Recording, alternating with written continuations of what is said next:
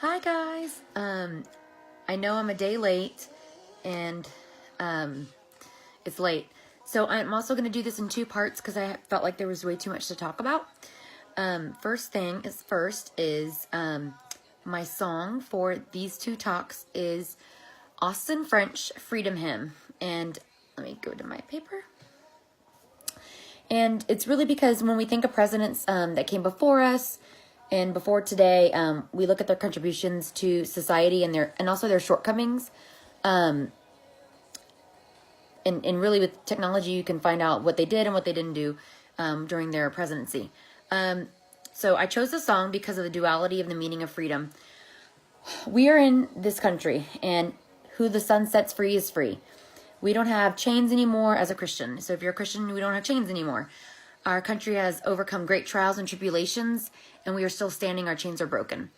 So I'm dividing this talk into two different categories. One is about government and our rights, and is government too big?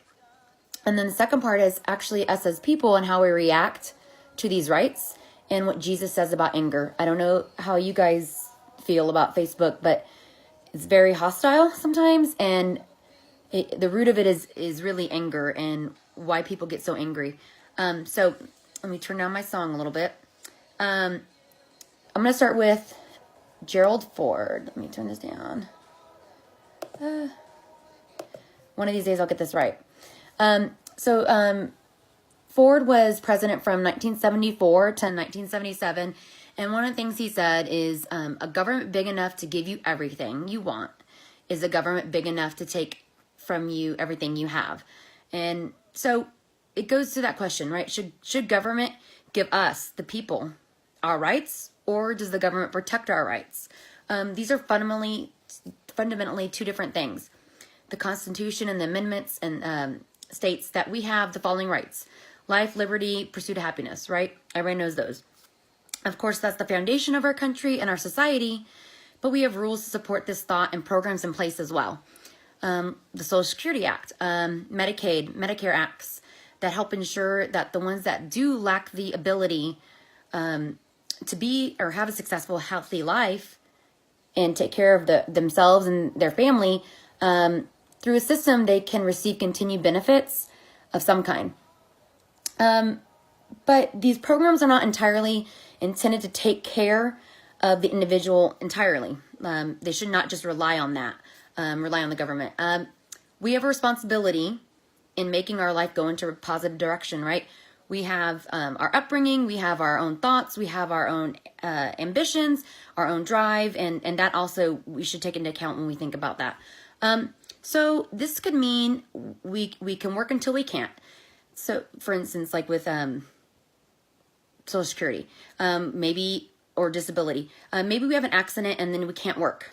Okay. Or maybe a husband works his entire life and the wife is a stay-at-home mom or a stay-at-home wife, and he dies and she has no money through his retirement. So, President Roosevelt in 1935, he signed programs, that help for retirement, disability, and survivors benefits, the Social Security Act.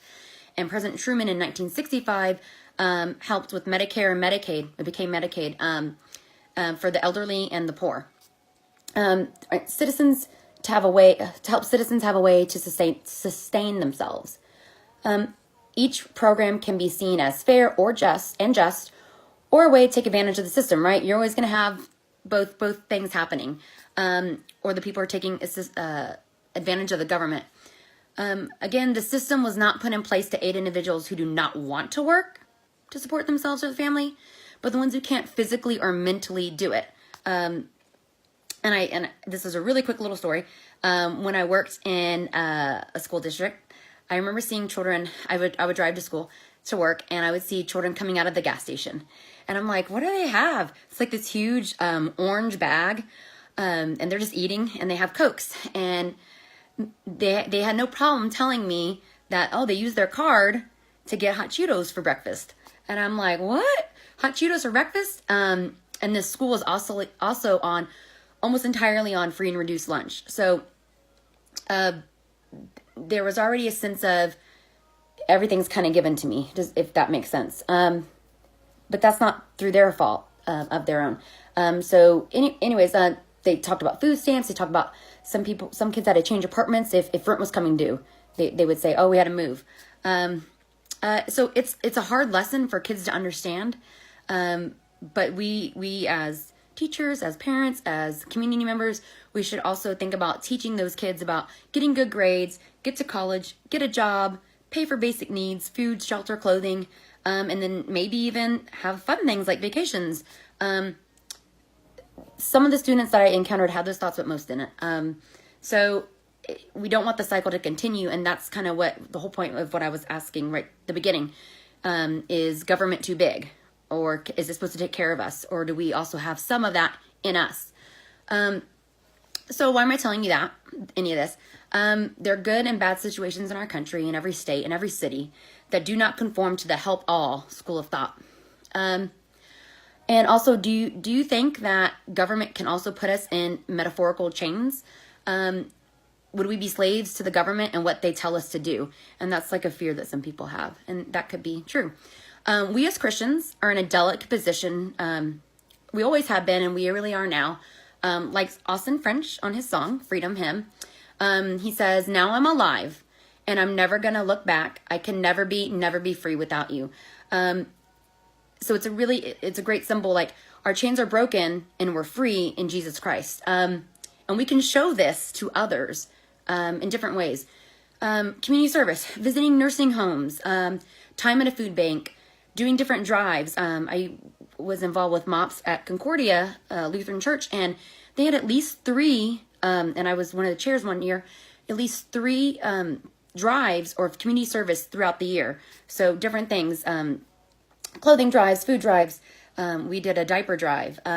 Mowing. You can even just mow a neighbor's lawn that is elderly or disabled. Because in Jesus Christ, we are all changed. And we need to be Jesus to everybody around us, so they understand that we are there for them. So it's not, government doesn't have to take care of everything, because we help out. We're there for them. Government doesn't have to do it all. I really like the Chinese proverb, believe it or not. You give a poor man a fish and you feed him for a day. You teach him to fish and you give him an occupation that will feed him for a lifetime. Jesus does want us to help others, and that can look different to everybody, and it can mean different things. Hebrews 13:16 says, do not neglect to do good and to share what you have, for such sacrifices are pleasing to God. And Isaiah 1:17 says, learn to do good, seek justice, correct oppression, bring justice to the fatherless, and plead the widow's cause. And so, again, those are different ways you help the community. That's not government. Government can't do that for you. You do that, and you want to do it because Jesus is in you. The Holy Spirit's in you, and you want to show it to everybody.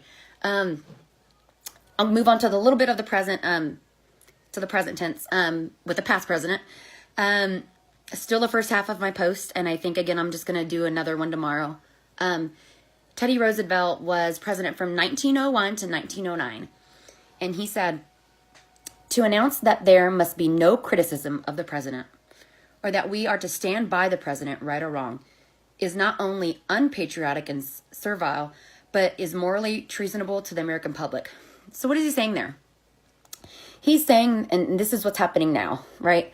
It is so okay, and it is needed to have both sides of a story, right? I'm totally for everyone having an opinion and a voice. Our country is made up of different backgrounds and voices, all who make us who we are today. But let me take a step back. I was unhappy when President Obama was elected. I felt that my hopes of having a small business was struck down. I felt fear for my father's business, small business, and the fragile state it was bound to be in balance for 4 or 8 years. So, you know, when you look at it through your own eyes, right, of what you're thinking might happen. But this is the flip side is, through it all, I never yelled or ranted or called others who supported him names. I didn't wish ill on anyone, especially the president. Because listen to this. Why would I pray for the demise of him or our country if I'm going to reap the aftermath of that same demise? I still wonder why anyone would do that now, because it's so bad right now. And again, I'm going to go with anger next time. I'm going to talk more about that next time. But 1 Timothy 2, 1 through 2 says, "First of all, then, I urge that supplications, prayers, intercessions, and thanksgivings be made for all people, for kings and all who are in high positions, that we may lead a peaceful and quiet life, godly and dignified in every way."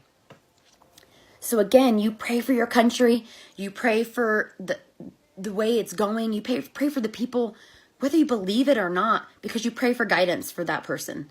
And we what I see is not that now. My anger, my unhappiness never turned to anger. I just dealt with the blows that came. So what I want to do is come back to this tomorrow, because it's already been, I don't know how many minutes. I'm going to come back to this tomorrow. I want to talk about anger and about how it looks. And we're going to talk about anger and how it looks to everybody on the internet or in person or whatever. If you want to, leave some comments, share, and let me know if there's something specific you have encountered on the internet or encountered in person with this issue. Again, I really want to talk about anger and how it's manifesting in our nation today because of our president that they're mad about. Does that make sense? So anyways, because I feel like we all have the anger in us, but how can we make it worthwhile, and is it even worth it? So anyways, I'll see you tomorrow. I promise. And I won't be early, but I won't be late. And I will send y'all a message first. All right. Thank you. Have a good night.